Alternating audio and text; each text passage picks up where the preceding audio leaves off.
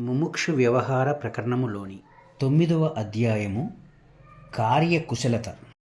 ఆకాశానికి రూపం లేదు, ఈ శరీరానికో రూపం ఉన్నది. అందుచేత ఈ శరీరము ఆకాశమును తాకజాలదు. అట్లే రూపము లేని దైవముతో రూపము గల మనకు కారణాంతరము అనగా ఏదో కారణము యొక్క కలయిక అసంభవమైనది. ఆకృతి గల రెండు వస్తువులకు పరస్పర సంయోగం సాధ్యమవుతుంది. అందుచేత దైవము అన్నది లేదు అనియే ఏర్పడుచున్నది.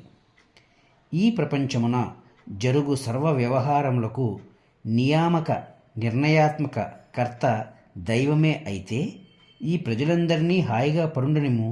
ఇక ఆయా ప్రయత్నములు, కార్యకుశలతలు, జాగ్రత్తలు దేనికి? ఆ దైవమే వచ్చి చేయవలసింది చేస్తాడు కదా.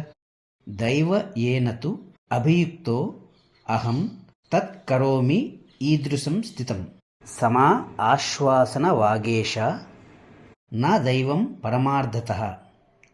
నేను అదృష్టముచే ప్రేరేపించబడి పనులన్నీ చేస్తున్నాను, అదృష్ట బలం చేతనే ఇవన్నీ ఇట్లు సిద్ధిస్తున్నాయి అని ఎవరైనా అనుకుంటే, మా ఉద్దేశంలో మాత్రం వారు తమను తాము అట్లు ఓదార్చుకోవటం మాత్రమే జరుగుచున్నది. పరమార్థ దృష్టికి దైవము అన్నదే లేదు, లభించటలేదు. మూఢులే అదృష్టము దైవము యొక్క కల్పన చేయుచున్నారు. అదృష్ట పారాయణులగు వారు స్వశక్తి పట్ల, స్వప్రయత్నముల పట్ల విశ్వాసము లేకపోవటచే వారు ఎప్పటికైనా చెడిపోవటం తథ్యమని మేము అనుకుంటున్నాం. ఈ ప్రపంచంలో ఎందులో అయినా ఔన్నత్యం సాధించిన బుద్ధిమంతులను ఎవరినైనా తీసుకో, వారికి ఆ సామర్థ్యమును ప్రసాదించింది ఎవరు? నాయనా రామ, వారందరూ తమ పురుషకారం చేతనే, పురుష ప్రయత్నము చేతనే ఆ ఉన్నతిని సాధించారు. అందుకే మనం వారి చరిత్రలు రాసుకుని చదువుకుంటున్నాం. ప్రయత్నముల ప్రాముఖ్యతే లేకపోతే మనం మాత్రం వారి గురించి తెలుసుకోవడం దేనికి? అంతా దైవమే అని గ్రంథాల నిండా రాస్తే సరిపోతుంది కదా.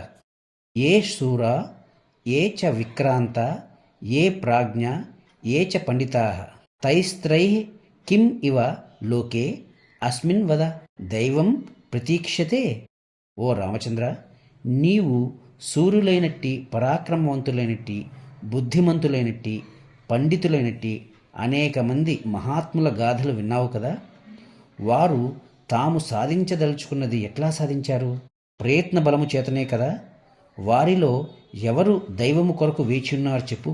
దైవమును ప్రతిపాదించువారు ఇతడు చిరంజీవి, బహుకాలం జీవిస్తాడు అని దైవ నిర్ణయంగా ఒకని గురించి చెప్పారనుకో, అట్టి వాని యొక్క తలను తీసినప్పుడు కూడా అతడు బ్రతికితే అప్పుడే దైవమే గొప్పదని నేను ఒప్పుకుంటాను. అట్లుండటం లేదే. భవిష్యత్తు గురించి జాతకం చెప్పేవారు ఇతడు పండితుడవుతాడు అని చెప్పినప్పుడు అట్టివాడు చదవకుండానే పండితుడవుతున్నాడా? అట్లా జరిగితే దైవమే లోకంలో అదృష్టమై సర్వము నిర్వర్తిస్తోందని మనం కూడా ఒప్పుకుందాం. విశ్వామిత్రేణ మునినా దైవం ఉత్సృజ్య దూరతః పౌరుషేణ ఏవ సంప్రాప్తం బ్రాహ్మణ్యం రామ నా అన్యథ. ఓ రామచంద్ర, ఈ సభకు దేవేంద్రుని వలె వేంచేసి ఉన్న బ్రహ్మర్షియగు ఈ విశ్వామిత్ర భగవానుని చూడు. ఇతడు జన్మతః ఒక సామాన్యమైన రాజు.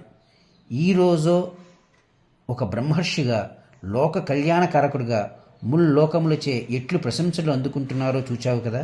ఇది ఈయనకు ఎట్లా సాధ్యపడింది? దైవము అనబడు దాని కృపచేతనా? కానే కాదు. ఇతడు అదృష్టమును ప్రక్కకు నెట్టి పురుష ప్రయత్నమును దృఢంగా ఆశ్రయించాడు. అందుచేతనే బ్రహ్మర్షిత్వము సంపాదించాడు. అంతేకాని అదృష్టము కొరకు వేచియుండి కాదు సుమా. నేను కూడా పురుషకారమును ఆశ్రయించే ఆకాశగమన శక్తి, సప్తర్షి మండలములో నివాసము సంపాదించాను. నన్ను మహర్షి, బ్రహ్మర్షి అని అందరూ అంటున్నది నా యొక్క అదృష్టం చేతనా?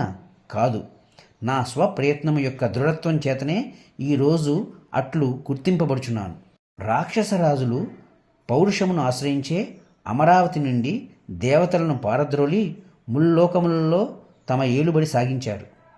దేవతలు కూడా పురుషకారము చేతనే శత్రువులను చిన్నాభిన్నం చేసి మరల ఈ జగత్తులను పాలిస్తున్నారు. అంతదాగా దేనికి? వెదురుతో అల్లిన బుట్టలో నీరు ఎలా నిలుస్తోంది? అదృష్టం వలన కాదు. దాని వెనక పురుష ప్రయత్నమే దాగి ఉన్నది. ఈ లౌకిక కార్యములనే చూడు. కుటుంబ పోషణం, శత్రురాజ్యాపహరణం, భోగవిలాసం, కోపం, నిగ్రహం, ఇతరులను అరికట్టడం, ఆకట్టుకోవటం ఇత్యాది అనేక క్లిష్టమైన పనులన్నీ పురుష ప్రయత్న బలము చేతనే వనగూడుచున్నాయి కదా. అదృష్టం అన్నది ఏదో తెలియని రూపంలో వచ్చి ఇవన్నీ చేయటం లేదే. ఆ దైవము అనుదాని క్రియాశక్తి ఎక్కడా కనబడకయే ఉన్నది. ఓ సుభాషయ, రాఘవ, ఈ దైవము అనబడే పదార్థం కార్యకారణ విమర్శలకు లభించకయే ఉన్నది. అందుచేత అది వికల్పవశం చేతనే కల్పించబడినట్లు సుస్పష్టమవుతోంది. కనుక అవశ్యమై ఎదురుగా నిలిచి ఉన్నట్టి పురుషకారమును ముందుగా ఆశ్రయించి ఉండు. మనకు ఎదురుగా లభించనట్టి ఈ దైవ వ్యవహారమును కొంతసేపు ప్రక్కకు పెట్టు. దాని విషయమై ముందు ముందు మన ఈ విచారణలో అనేక విషయములు నీవే గ్రహిస్తావు. ఈ దైవము అనుదానిని అపేక్షించక ఉత్తమమగు పురుషకారమునే ఆశ్రయించి సమున్నతడువు కమ్ము.